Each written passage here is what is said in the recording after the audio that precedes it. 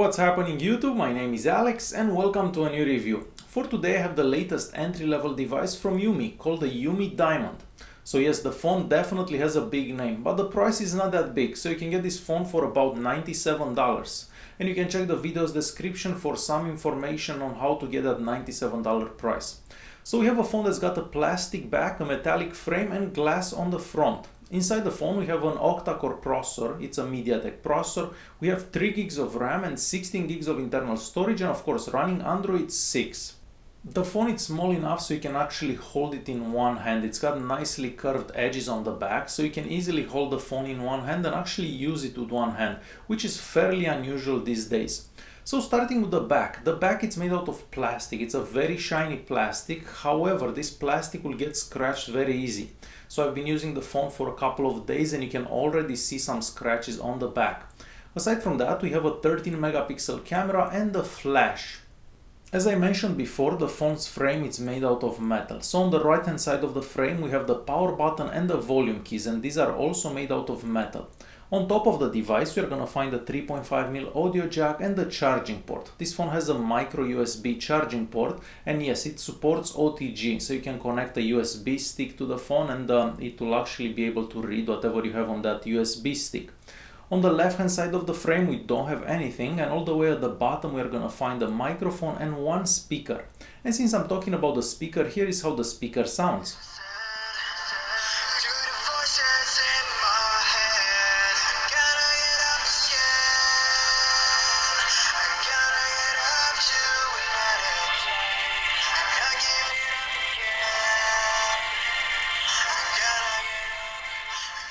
Behind the removable plastic back cover we are going to find 2 slots for 2 SIM cards, so this phone can take a nano SIM and a micro SIM. And aside from that we are going to find a slot for an SD card, and yes, you can install an SD card as internal memory because we have Android 6 on this device. Aside from that, we're going to find a 2650 mAh battery. And since I'm talking about the battery life, it's not that impressive. You're going to be able to get about 3 hours of screen on time, but this will depend on each user because some users have the screen's brightness at maximum, some don't, some play games, some like browsing and so on. So for me personally, I was able to get about 3 hours of screen on time. Turning the phone around, we're going to find a 5-inch 720p display. This is an IPS display that has really good viewing angles and very vibrant colors, and it does get quite bright. However, if you do go outside, there is a lot of reflection and glare on the screen, so you may not be able to see the screen that well. The screen also seems to be covered by some scratch-resistant glass, and I did try to scratch the screen on a few occasions, and it doesn't seem to get scratched that easily, so that's a good thing.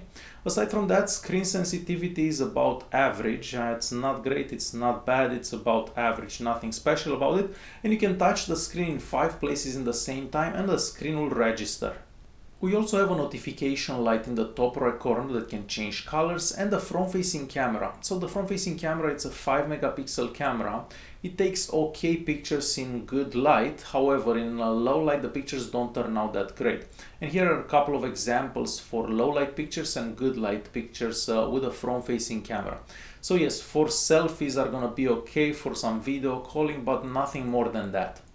And lastly, all the way at the bottom of the screen we're gonna find the multitasking button, the home button and the return key, and these buttons don't light up. The UMI Diamond, it's using Android 6, and like most UMI devices it's very close to stock Android. So the UI doesn't slow down at all. That octa-core processor that they decided to use in this phone does a really good job. Also RAM management, it's very good, so you can keep a whole bunch of apps running in the background and the UI it's not gonna kill those apps, and that's a very important thing for a lot of these Android phones. The settings app, it's also nice and simple, not that many added useless features. We do have some smart features like the double tap to wake up, and that works fairly good, so every time you double tap the screen the phone wakes up, so that's a very good feature. We do have a lot of languages supported like most of these Chinese devices, and we have about 11 gigs out of that 16 gigs of internal storage free. So 5 gigs out of the 16 are being used by the operating system, but keep in mind that you can install an SD card as internal memory on this device. On the Antutu benchmark, we get a very decent score of about 35,000, and let's keep in mind that this phone only costs about $97. And on the Geekbench 4, we also get a really good multi-core score of about 2,500. So considering the price of the phone, I think those scores are really good. We all know that UMI devices don't have the best GPS units inside. This one is a slight improvement over the UMI Plus, for example. So if you're inside, the phone will actually connect the satellites much faster than past UMI devices. If you are outside, it will connect much faster than previous devices, and Google Maps also seems to work fairly good. However, if you do go in between buildings, like tall buildings, the signal will get lost every now and then, but overall it does work better than past UMI devices. Now connectivity wise, so this phone is capable of 4G. However, you're gonna have to check the bands really careful whenever you buy this phone to make sure that it's actually gonna match the bands wherever you're located. So here in Canada, you can get this phone connected on the 2G network, sometimes on the 3G network for some reason. But yeah, the bands don't actually match Canadian carriers or North American carriers. So definitely check the bands before buying this. Aside from that, we even have dual band Wi-Fi, and the speeds on Wi-Fi were appropriate for a device for this price. Since this is a cheap entry-level device, of course don't expect that many sensors. So we have a couple of sensors there, but we don't have a lot of sensors that one would be used to from flagship devices. So yeah, very few sensors available. So on the back of the device, we have an 8 megapixel camera sensor interpolated to 13 megapixels. The camera app, unfortunately, is the same MediaTek camera app that we've seen on many devices. So MediaTek camera apps are very simple. They don't have that many options. They're not the fastest, and they're not the best looking either. If you plan on taking pictures with the HDR mode on, you're gonna have to keep your hands very steady, like for a couple of seconds, so the pictures can actually be taken. Using the HDR mode, well, it turns the picture around, so if it's like a darker place wherever you're taking a picture, yeah, the pictures will turn out a bit better. And here is an example of a picture with the HDR mode on and with the HDR mode off. So as you can probably see, the HDR did make a difference for that picture. For low light conditions, so basically at nighttime, the camera performs much better than other cheap Chinese devices. So you can actually take the camera outside whenever it's dark and take a couple of pictures. Keep in mind that you're gonna have to keep your hand very steady. If you move your hand just a bit, the picture will turn out blurry. But if you do have the patience, you can turn up some okay looking pictures in the dark. So these are some sample pictures that I took in the dark, in daytime, and so on. So you can tell for yourself that the camera is an improvement past other UMI devices, cheaper UMI devices, and some other cheaper Chinese devices as well.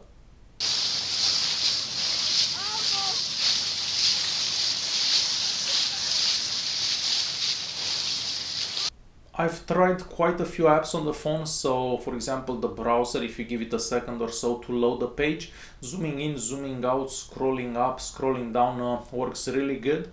The YouTube app also works really good. The maximum resolution on the YouTube app, it's gonna be 720p, just like the maximum resolution of the screen. And gaming also works really good, and you can check out the gaming video that I've made with this device. You're gonna find that in the video's description or the top right corner of this video. So yeah, definitely gaming works really good. That octa-core processor that they chose to use in this phone does really good, and for a phone that's under $100, I think it performs really well.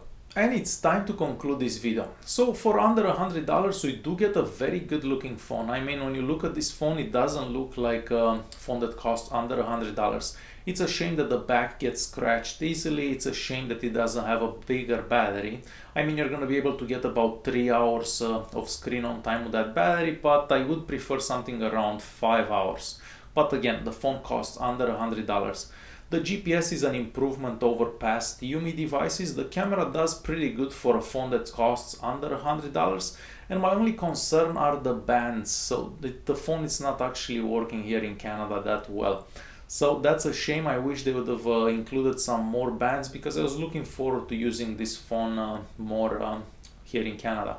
But yeah, the bands don't actually work that well. So definitely check and make sure that the bands actually match the carriers wherever you're located.